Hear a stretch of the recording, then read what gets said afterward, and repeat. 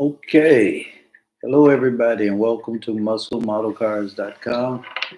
This is AJ, and just trying to catch up from the last time we've been on here. I got about two more models to show. So these aren't spick and span and cleaned. I just wanted to kind of update you on where I am. I know I haven't been on here for a while, but got a lot of things I've been doing. So let's get busy with the trying to show you what I did while I've been missing, pretty much MIA. Okay, so here we go. We got the 1967 uh, Chevy Impala. Uh, this was a gift from my brother, right there, Christmas present. So what I did was kind of honored him a little bit for that. A thank you. As a thank you, I did it the way a vehicle that he had when I was in the military. I guess, and going through life and whatever, marriage life and everything. I haven't seen this particular vehicle he had. I haven't seen any of them that he had other than when I got out the army. Um, but he sent some pictures of it, showed me told me about the colors that he had on it. So I kind of got it as in my own mind, kind of gave my representation of it. So here it is. It's from my brother. Hope he likes it. And again, this is the kit here for those that might be interested in getting it. Um, right here. Um, I almost did it purple like this, just like the vehicle, but I thought, yeah, you know what? I'm gonna give. I would like to do it the way, give him a memory of it. Um, he probably wishes he still had it. I think so. It's just like me. All the cars I show you are a lot of the cars I had. So I had a lot of cars coming up through the years since I've been able to drive. Ever since I was 16. So this here, a 67 Impala. This is same. This is I made the roof a little bit different than I would normally. This was a hard top, so I tried to create it as a what we used to call a vinyl top, a Landau roof kind of thing. Landau, I thought, was halfway with the chromed, where it was half uh, uh, metal. We still showed the body of the car halfway, and then it was sort of like a receding hairline for the vinyl roof. So it was cut like if you took a line and drew it across, it would have came to right about here to where the back window was, where the back window ended, going in a perpendicular to the um, I guess surface of the board. It's a line going straight across, but it was really going like not yeah, just to the back window. So all the front part was still metal, the color of the body of the car, and then the back part was vinyl, and then you had, of course, chrome going across, you know, trimming to kind of divide it in there. So this was a nice car to do. It kind of took me back to back when I can remember in the 10 years old when these things were all over the place. They were wide, they were spacious, and they were fast. These cars actually, if you look up a Impala, 67 Impala, I don't need to give you all the specs for it, but the 8 cylinders were. This was before the oil embargo, and they had to reduce engines sizes and output emissions and all that. So if you got one of these cars, they were still quick off the line as far as being out and out the factory, should I say. Um, this is the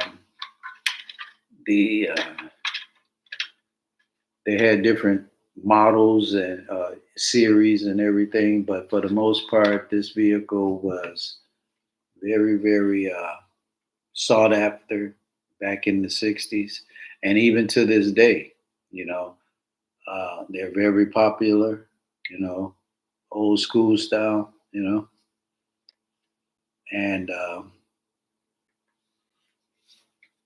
it's not like I wouldn't drive this today.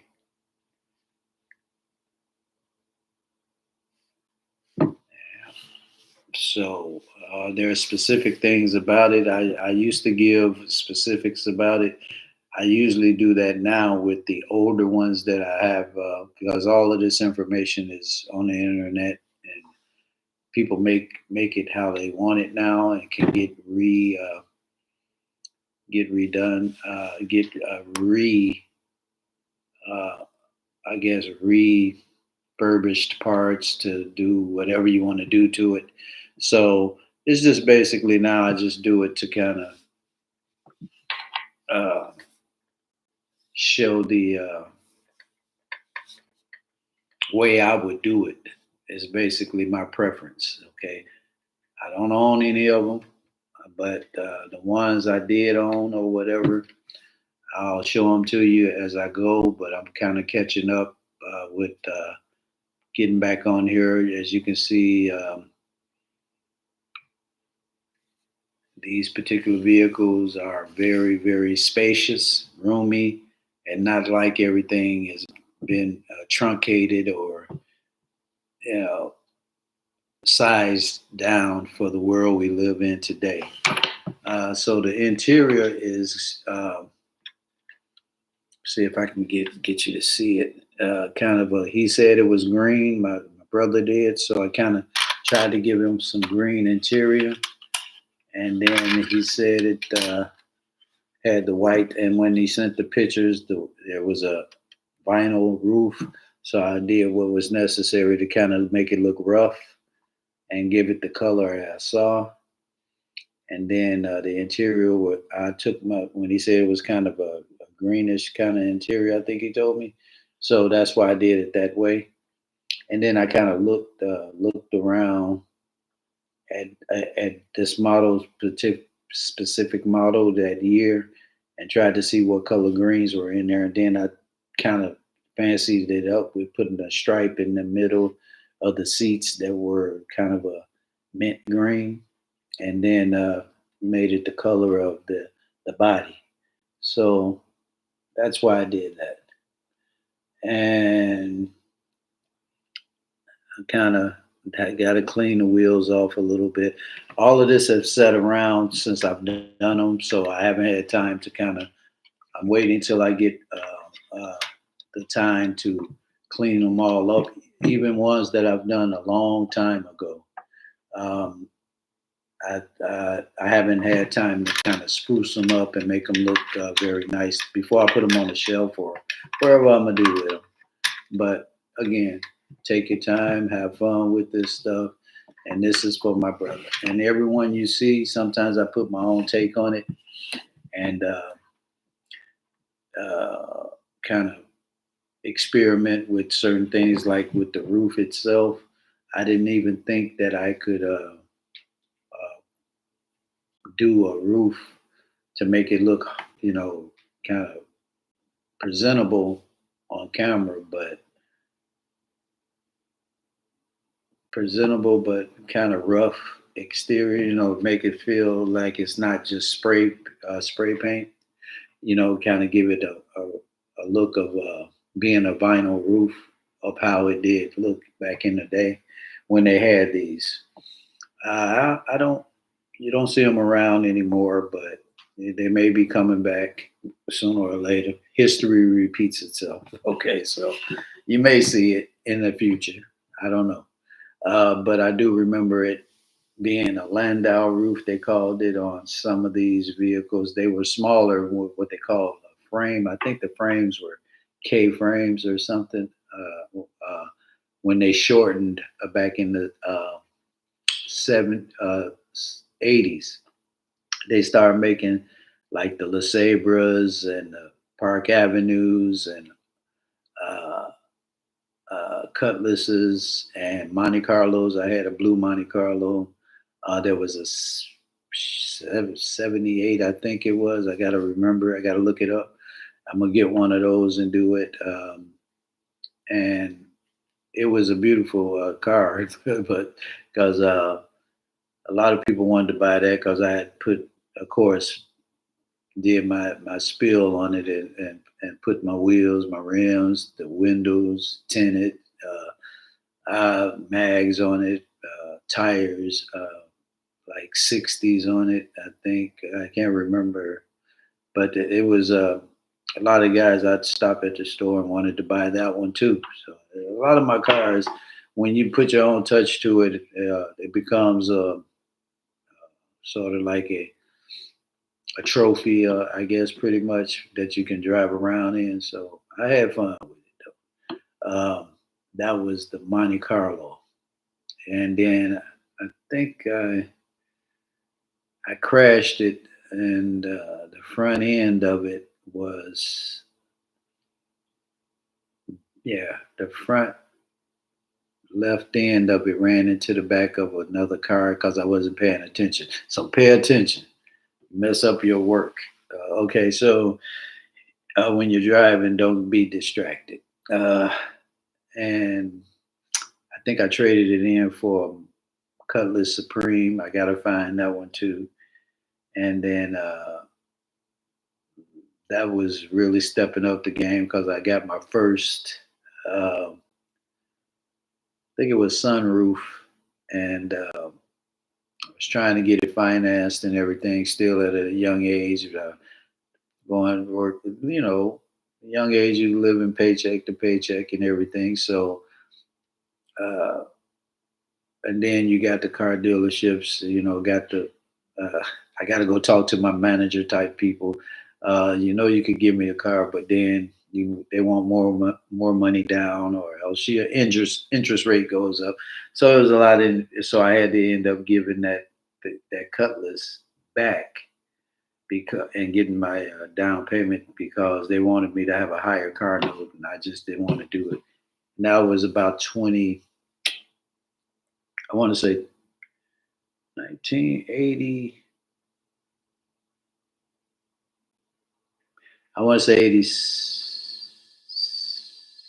85, 84, 84. And it was 84, I think, or 85. No, you know what? It was 85 because I didn't get that car. When I gave the Cutlass back, I went somewhere else and got another vehicle. And I got that one. I just finished that. And so anyway, just make a long story short, I've been doing about four vehicles that I've had the pleasure of putting together and bringing back fun memories. But this one here, like I said, my brother showed it to me that he had it. He sent me a picture of it, and so I just wanted to kind of thank him by making it how I would have did it if I had it.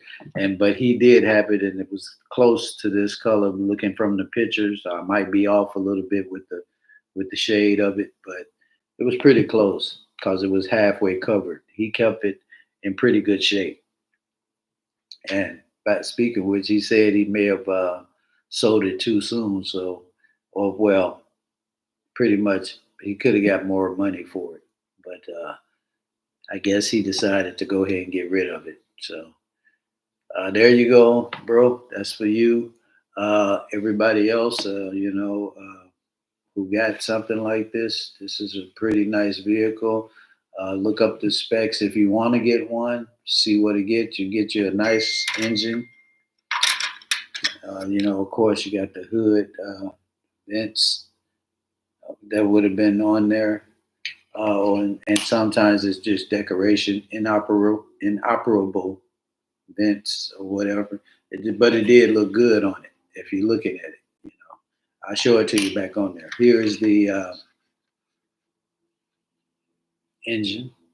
I always try to keep the engine color, because if it was real, I would always try to do my engine uh, in the color scheme of the interior or the body itself, and then I would do the engine components, the valve covers, the air filter cover or anything, or I would even go underneath, as you can see with the oil pan and the transmission. I kind of keep it in that color frame of whatever it is. So as to keep, I give it a little bit of uh, flashiness, as I would do it if it was a real vehicle. And then you got your shocks under there, the red shocks. You got the muffler, like I said, the transmission. I'm, right here, dark green, and then the oil pan. You got it as a mint green, going up in there to the where you see the belt, the pulleys, and then of course I want to say on the other side of the wheel, you'll see up in there the silver springs that I put in there. So this one was pretty intricate, and it was nice. Kind of, I really liked it. Uh, I don't get too carried away with the neatness of it because I'm not selling it. If I was doing something like this, it's going to always be pretty much for myself because other people can do this on their own if they like this. It's a very relaxing thing and it's a fun thing. Okay. But this is it, 1967 Chevrolet Impala. And it's a very cool looking car. If you take your time and make it that way, you can get these things pretty much for you know a decent price, and then kind of work on it at your own leisure to make it look very very nice and sweet. Nice cruising car, and the engine is a V8, um, and I think it held its own too as far as on the streets. This was one of the a decent speed car for it is 8 cylinders, so it could hold its own. I'll put it that way. So, to be so big and kind of bulky, if you look at it, it looks wide and kind of a family car. But the thing about it is, it had enough horsepower in there to bag up, and and the fact that it could hold its own on the streets in the street race. Okay. So, thank you guys for joining me on this episode. I'm coming up with another one. The third one, I just did one before this. It was maybe uh, 15, 20 30, minutes ago. I'm kind of doing them quick because I just wanted to catch up because I haven't been on here in a while. So that's this one. There you go, bro. Uh, if you look at it, it's nice. Okay. Um,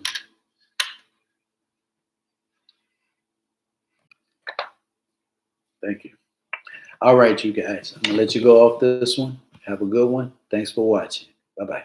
MuscleMotorCars.com. Don't forget to subscribe, and we'll see you on the next video. Okay. Thank you.